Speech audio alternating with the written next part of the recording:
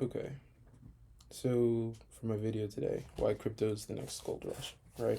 And when I say gold rush, it's the next great opportunity that our generation will see mature and flourish over the next 30 and 40 years, right? There's six reasons that I've outlined with a little bit of sub reasons that like kind of fluff it up. So I'm going to go into detail on that. The first reason is because companies are investing in blockchain developers. And this wasn't a thing that happened very commonly, I think, in like 2015, 2016. But today, if you go online and you look up like blockchain developer jobs, companies are paying big money for blockchain developers today. And so naturally, if people are investing in blockchain developers today, you got to wonder one, what are they building, right? Two, if they're building anything, they're probably converting their current infrastructure to infrastructure that is usable and functional on the blockchain. And because of that, you're having money now being poured into this ecosystem. And naturally, also, too, at the same time, if you're a company that's building technology and resources that uses blockchain technology, you're going to want to have your own treasury of cryptocurrency to help fund these transactions and these day to day movements, so to say. So obviously, that's going to pump up the value of cryptocurrency. And that's also going to bring new demand and resources towards it, right? My second reason why crypto is the next great gold rush is because of its limited supply. There's only 25 million Bitcoin in the world, and there's only, I don't even know, I think it's like 120 million Ethereum in the world. And these are the two largest cryptocurrencies in the world with the highest amount of liquidity. And I'm going to go into their liquidity later on.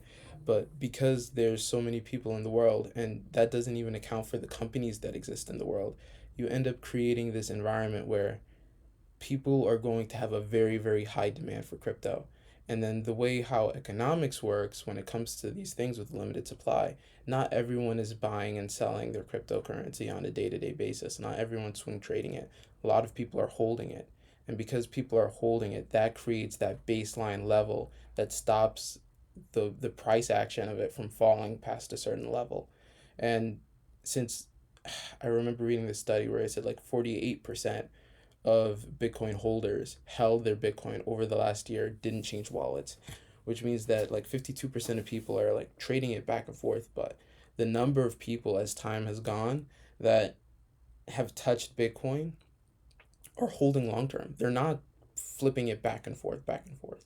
And so as time goes and the people that believe in it start holding it more and more long term, it's going to pump the value up more and more and more because you're going to have the same demand. In fact, you're actually going to have more demand, more growth.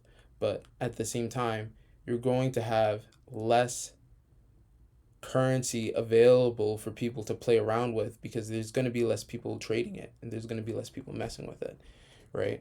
So that's going to be a major thing that's going to pump it upwards. And then let alone, right, this year we have the halvening coming up. We also have Bitcoin spot ETFs that are supposed to drop in the next month or so. Probably before January 15th, we're supposed to see spot Bitcoin ETFs. So we're going to get a ruling on that from the SEC, right? The halvening, for those who don't know, is essentially Bitcoin and Ethereum and most cryptocurrencies out there. What they do, this is especially for Bitcoin. Bitcoin is known for their halvening and Ethereum too.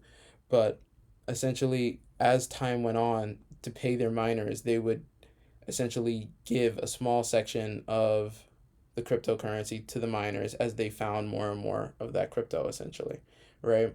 But during the halvening, what it is the amount of cryptocurrency you can get from mining gets reduced in half as time goes over the years. So what that does is it actually increases the price of cryptocurrency dramatically because there's less new crypto being introduced. Now, when I say there's a fixed supply, there is a fixed supply, but not everything has been found yet, so to say. And then that's where the mining comes in to find that, and then that's where the halvening comes in to like, I guess you could say, the halvening reduces the amount of new supply that comes in every year. And so that ultimately is going to pump up the value even more, right? The other thing that makes Bitcoin and Ethereum very powerful, and cryptocurrency in general very powerful, is its high liquidity. There's no asset in the world today where you can liquidate $1 billion worth of it and transmute it from this one specific asset form into cash. The fact that you can do that securely, because Bitcoin, I don't even know how much Bitcoin gets moved in a day, but I know it's more than Ethereum. And Ethereum moves anywhere from like $7 billion worth in a day. So the fact that I think Bitcoin was like 15 billion, it's close to twice, right? So essentially, because of that, you end up with this environment where, as a billionaire, as somebody with large amounts of money, I'm not a billionaire, but if I was a billionaire, and someone with large amounts of money that wants to invest in something that's community oriented, that's not circulated around one individual person or not, the fact that you can buy $1 billion worth of this stuff and then sell it at any given point in time without putting a strain on the market, that's really important. Because when you look at companies like Apple, companies like Nvidia, you can't sell $1 billion worth of shares in a day.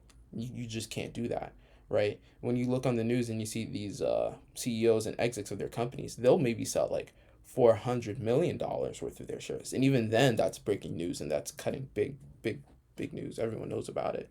But to be able to liquidate $1 billion easily, you could easily liquidate $2 billion worth of cryptocurrency in Bitcoin and Ethereum alone on these one networks. On these one networks, you can liquidate $1 billion worth, and it wouldn't strain the system at all. So that's another big reason why crypto is the future, and why over the years the price wasn't this high. Like, you weren't able to liquidate as much, but because the community keeps growing, and because people that believe in it keep funding more and more into it, and then are holding it, they're not selling, they're not swing trading it, they're holding it.